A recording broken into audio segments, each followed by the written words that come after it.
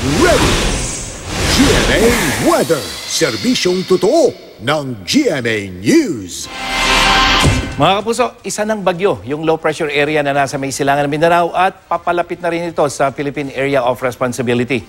Muling namataan itong pag-asa kaninang hapon sa layong 1,815 kilometers dyan sa may silangan ng east ng Mindanao. Nasa dagat pa yan mga kapuso At taglin ito ngayon, ang lakas ng hangin umaabot ng 45 kilometers per hour malapit sa gitna at bugso hanggang 60 kilometers per hour. At inaasahan na kapag patuloy ang kilisto pakanluran o westward, sa bilis naman na 25 kilometers per hour.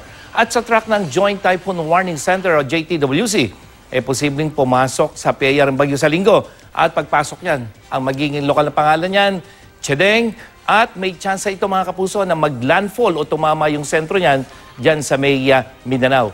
At magandang balita po yung pagkakaroon ng bagyo dyan sa mga taga Mindanao na apektado ng tagtuyot, gaya dyan sa may Cotabato at Zamboanga Peninsula na nagdeklara na ng state of calamity dahil sa kakapusan ng tubig. Sa datos ng Metro Weather, buong weekend na maulan dyan sa may Caraga at Davao Region at asahan din ng thunderstorm. Yung nakikita niyo mga iba-ibang kulay na yan, lalo na yung dilaw, dyan sa Mindanao pagdating ng hapon. Sa Visayas, halos walang ulan sa Sabado sa buong Visayas, pero pagdating ng linggo, may mga pagulan ka maghapon dyan sa Samar at Leyte provinces at maulan na rin sa buong Visayas sa linggo ng hapon. At sa Luzon, buong weekend na maulan dyan sa may Cagayan Valley, Cordillera, sa mga probinsya ng Aurora, maging sa Northern Quezon.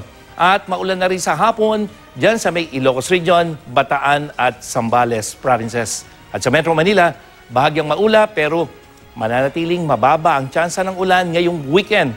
At maalisangan sa 36 degrees Celsius na inaasahang init factor.